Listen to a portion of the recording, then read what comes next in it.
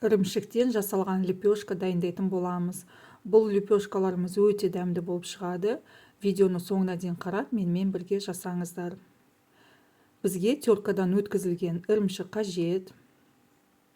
Жұмыртқа, айран және тұз.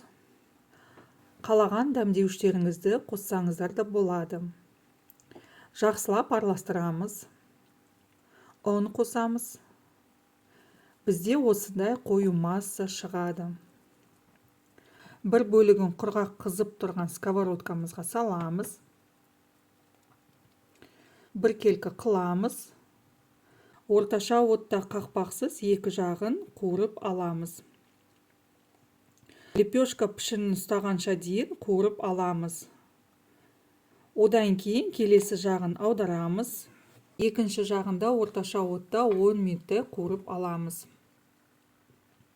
Менде осындай 3 лепешка шықты. Суық кезінде одан да дәмді болады.